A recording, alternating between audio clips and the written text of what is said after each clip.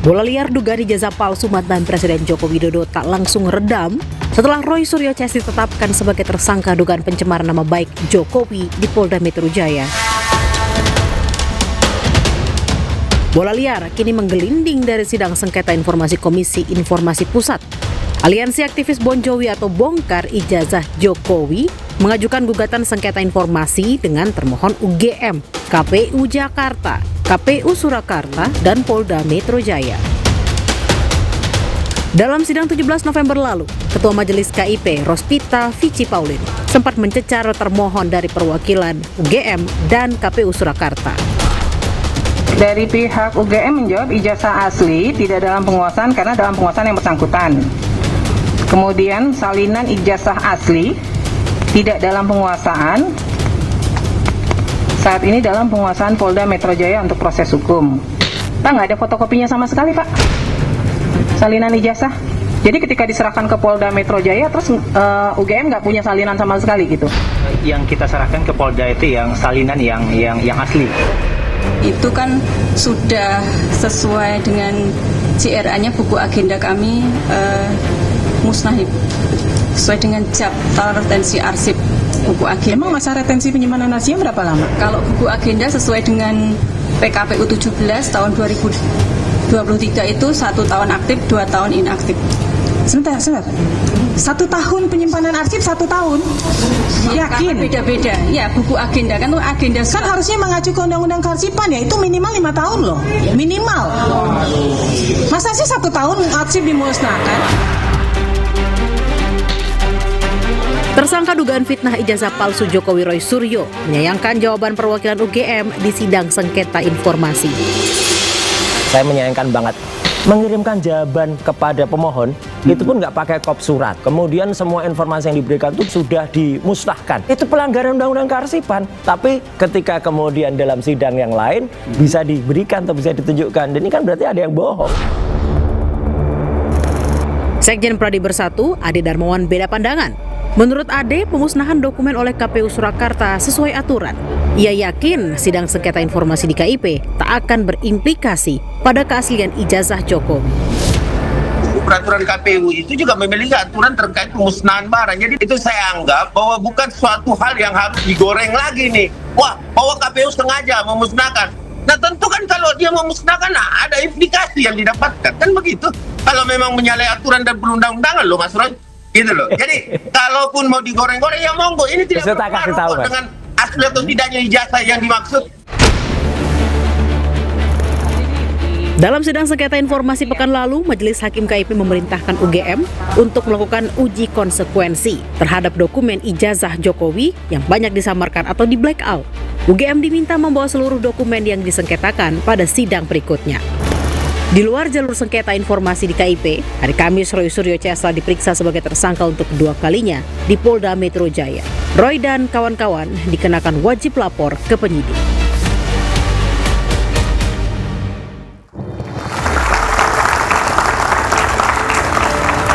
Halo, selamat malam saudara. Bola liar kembali panas menggelinding di hadapan Anda. Komisi Informasi Pusat KIP tengah menyidangkan sengketa informasi terkait ijazah mantan Presiden Jokowi.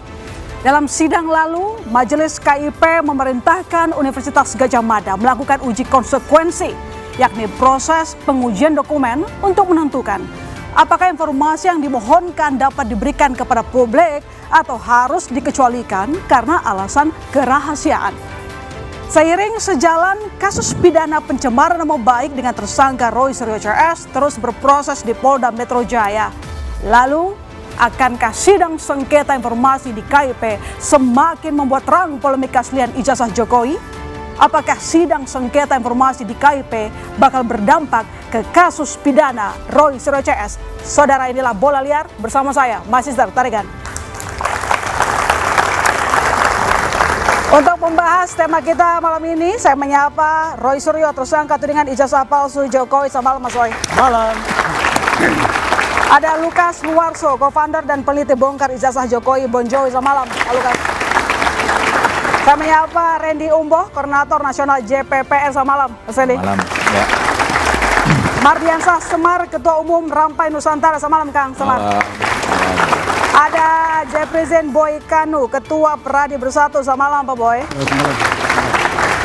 Di floor saya menyapa Ahmad Alam Syah Saragih, Ketua Komisi Informasi Pusat 2009-2011. Selamat malam. Dan Marwarar Siahaan, Hakim MK 2003-2008. Selamat malam. Melalui Zoom saya menyapa ada Denny Indrayana, kuasa hukum Roy Suryo. Selamat malam waktu Indonesia, Pak Den. Selamat pagi waktu Melbourne. Baik, saya langsung ke Mas Roy kalau begitu. Mas Roy, mengapa menurut Anda Majelis Hakim perintahkan UGM uji konsekuensi atas seluruh informasi yang dinyatakan dikecualikan? Apakah Anda melihat Hakim meragukan keterangan dari UGM? Ya gini, memang aturannya dalam Undang-Undang Keterbukaan Informasi Publik dan itu sudah ada turunannya dalam peraturannya adalah syarat bahwa kalau misalnya ada pihak, ada PPID yang kemudian menyatakan itu mau dikecualikan atau tidak, itu harus melakukan yang namanya uji konsekuensi. Ya. Dulu ketika saya di Komisi 1 di DPR, kami merumuskan itu gitu. Kami menyarankan agar semua itu tidak juga kemudian seenaknya, oh ini dikecualikan ini tidak. Meskipun sebenarnya dalam Undang-Undang Keterbukaan Informasi Publik nomor 14 tahun 2008 sudah ada pasal 17 itu yang dikecualikan apa saja. Dan di situ jelas betul ijazah tidak masuk. Kalaupun ada yang dikecualikan lagi, itu ada di pasal 18 di ayat 2. Bahwa kalaupun misalnya ijazah itu milik seorang pejabat publik atau dia pernah menduduki posisi publik, itu wajib kemudian untuk diinformasi kalau ada pertanyaan. Memang aturannya itu harus dimintakan ke badan publik. Selaku presiden waktu itu masih menjabat, itu badan publik. Tapi kalau dia sudah nggak menjabat lagi, jabatan publik itu tetap melekat pada dia. Makanya kemudian ada teman-teman dari Bon Jovi ya gitu, di situ ada Dr. Leoni Lydia, itu sahabat saya dulu ya, dia dari ITB, sekarang pengajar di Unpas ya. Kemudian ada Pak Lukas Warso, ini seorang jurnalis independen ya, pendiri dari AJI dulu. Itu saya sempat memang dulu kenal dengan Dr. Leoni ketika kami sama-sama menggugat yang namanya Sirekap, Sistem Informasi Rekapitulasi. Jadi artinya apa? Saya hanya ingin memastikan bahwa teman-teman yang menggugat ini insya Allah mereka benar-benar konsisten dan mereka ilmiah, dan saya juga memuji, saya memberikan apresiasi kepada majelis hakim, terutama hakim ketua ya, Bu Sipi tadi yang kemudian sudah benar mengarah dan itu detail betul, dia mengerti betul karena ya dia pernah menjadi KIP daerah kan di Kalimantan selama 2 periode, sekarang memegang jabatan di pusat, jadi yang menurut saya itulah harusnya begitu. Jadi ketika ada UGM menyatakan tidak dikuasai, kemudian tanya, kok tidak dikuasai gimana, ada di mana? Kemudian ketika KPUD Solo menyatakan itu dimusnahkan, nah kan menjadi pertanyaan, kok bisa-bisanya dimusnahkan? Dalam Undang-Undang Kearsipan kan jelas, masa retensi itu ada waktunya, apakah itu 5 tahun, itu minimal, ya bahkan sampai 30 tahun. Jadi jelas, Mbak, apa yang kemarin disampaikan dalam sidang di Komisi Informasi Pusat, itu bagus untuk pembelajaran kita semua, dan memang seharusnya begitulah seorang pejabat publik itu membuka informasinya. Jadi menurut Anda tidak perlu ada yang di blackout? Enggak, kalau perlu ada yang blackout, misalnya pun ada. Kalau semua dokumen yang ditampilkan kemarin di persidangan harusnya tidak perlu di blackout? Enggak perlu di blackout, kalaupun ada, mana uji konsekuensinya? Kan kemarin ada dalam sidang, yang satu mengatakan di blackout, terus ditanya sama ketua majelis hakim kan gitu. Dasar hukumnya apa? Oh kami dasar hukumnya ini, terus tanya dulu ke KPU. Padahal di KPU tidak di blackout. Ya kan ini kan aneh gitu, artinya tidak boleh kemudian menafsirkan sendiri mana yang di blackout. Harusnya semuanya ini nuansanya ketika waktu kami ikut menyusun ini dulu juga sebelum tahun 2008, keterbukaan untuk masyarakat. Oke, Pak Boy Kanu, jadi kalau kita lihat ini hakim saja tampaknya meragukan keterangan dari UGM. Setuju atau enggak? Anda setuju enggak perlu ada uji konsekuensi? Enggak, saya kira tidak perlu uji konsekuensi. Tidak perlu? Tidak perlu, karena kan undang-undang yang disebutkan Mas Roy tadi, pasal 17 itu kan ada dikecualikan. Yang dikecualikan itu apa? Itu yang harus kita jelaskan, ya kan? Nah, kalau barang-barang itu sedang disita oleh Polda Metro Jaya, ya tidak bisa dibongkar. Jadi tidak bisa. Jadi UGM apapun yang dimiliki oleh UGM, dia boleh menyerahkan, tidak bisa dipaksakan. Yang ada dia serahkan. Kalau yang sudah disita, itu tidak bisa diambil. Kalau itu barang sedang pos perkara. Tapi Ketua Majelis Hakim kemarin meminta adanya uji konsekuensi. Ya, hakim itu jangan lupa dia ini hakim administratif. Oke. Ya, bukan yang artinya peradilan. menurut Anda? Ya, tidak punya hak untuk meminta, untuk menekan, memaksa, nggak bisa. Tujuan dia hanya untuk membuka apakah ini buka boleh atau tidak. Dia tidak bisa memaksa. Kalau barang tidak ada, ya tidak ada. Tidak bisa ada unsur paksaan, tidak ada. Itu menurut saya. Oke, Pak Alamsyah, jadi menurut Anda apakah ini administratif saja atau gimana menurut Anda? Kekuatan mengikatkah? Ya, kalau Komisi Informasi itu sudah jelas disebut putusannya itu setara dengan putusan pengadilan gitu. Jadi adjudikasinya itu. Jadi namanya setara itu ya berlaku juga sebagaimana pengadilan. Nah, kemudian apa fungsi dia kan sebetulnya? Komisi Informasi itu adalah tempat orang menyelesaikan perselisihan ketika sebuah informasi yang sudah jelas terbuka diminta tapi belum dikasih. Kedua, sebuah informasi dinyatakan dikecualikan tapi pemohon merasa tidak. Maka ya diselesaikan di mana? Ya diselesaikan bukan di bola liar tapi di Komisi Informasi, kira-kira begitulah. Hari ini saya senang juga nih ada di sini, jadi melihat 3 lawan 2 yang satu di Melbourne. Gitu. 3 lawan 3, enggak 3 lawan 2. Saya akan menjelaskan begini kira-kira, Lona. Jadi di Komisi Informasi itu ada 2 atau 3 kali tahap sidang. Yang pertama ini baru pemeriksaan. Nah, di pemeriksaan ini sebetulnya dilihat legal standingnya, terus prosedur yang sudah ditempuh. Disitulah yang kemudian ada pertanyaan-pertanyaan, loh kok sudah dimusnahkan. Itu kan jadi orang juga tahu. Ini kita belum masuk ke tahap substansi lah pemeriksaannya. Jadi sebetulnya kita masih nunggu nih nanti di Komisi Informasi. Tapi kalau saya boleh melihat sebuah ijazah, itu ya, ini saya bukan maksudnya mencampuri komisioner ya. Dan sudah berkali-kali banyak sidang seperti itu, bahkan orang minta hasil seleksi CPNS pun gitu ya. Nah, ijazah ini kan memang akta yang dipegang oleh seseorang, termasuk juga bukti kapabilitas dia, profesi segala macam itu ada. Itu termasuk informasi yang dikecualikan pasal 17 huruf G dan H. Tapi ada di pasal 18 tidak termasuk dikecualikan sebagaimana pasal 17 huruf G dan H tadi, apabila informasi pribadi tersebut gitu ya, itu disetujui untuk diungkap oleh pemiliknya secara tertulis. Yang B-nya, itu yang A-nya, apabila terkait dengan posisi seseorang dalam jabatan publik. Nah, jadi kalau orang minta ke pansel ombudsman, karena saya dulu pernah di ombudsman, saya ingin tahu salinan ijazah Pak Alamsyah waktu ikut seleksi ombudsman sebelum diterima. Ditanya ke Setnek, karena panselnya di Setnek. Ketika salinannya udah ada ya kasih. Iya. Salinan ya. Iya, betul. Salinan. Tapi kalau dia mau minta yang ijazah aslinya ya nggak mungkin nggak dikuasai oleh Setnek gitu ya. Oke. Nah, yang teman-teman minta ini menurut saya udah fokus nih Komisi Informasi salinannya. Jadi jangan salah. Oke, jadi menurut Anda ijazah presiden masuk informasi yang dikecualikan atau tidak? Ya tidak. Tidak. Tapi kan itu nanti akan dibahas tuh. Kita tunggu aja putusan Komisi Informasi nanti.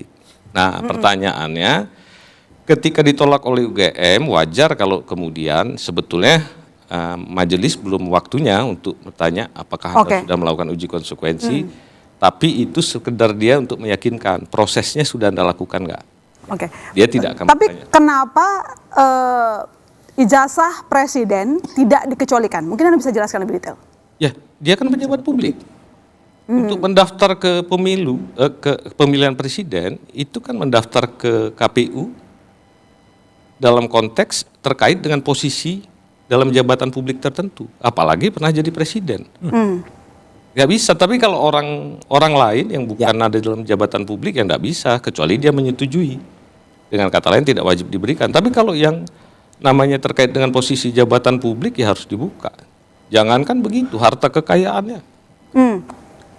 Nah itu kan ada aturan ya. Maka menurut saya sebetulnya sudah nggak perlu lagi kita perdebatkan ini informasi pribadi atau enggak, kurang kerjaan aja. Masih Maksudnya panjang. tingkat kecerdasan bernegara kita turun nanti dari waktu ke waktu. Jadi saya ingin mengatakan bahwa kita tunggu aja sidang Komisi Informasi ini, tapi jangan juga kita berspekulasi di Komisi Informasi akan membuktikan palsu atau tidak. Dia hanya salinan ijazah itu boleh diberikan atau tidak. Nanti kalau sudah boleh diberikan, dia akan mengatakan bahwa berikan dalam waktu sekian hari. Oke, Pak Lukas, jadi Anda kenapa harus mengajukan ke KIP terkait dengan ijazah dokumen? Ada 3. Apa? tujuan. Pertama, kita ingin mendapatkan dokumen-dokumen informasi tentang pencalonan, proses pencalonan Jokowi di Pilpres. Kemudian kita juga ingin memastikan dokumen-dokumen seperti ijazah Pak Jokowi, dan bahwa Jokowi mendapatkan ijazah itu sesuai proses yang benar. Makanya kepada UGM kami ajukan 20 jenis pertanyaan.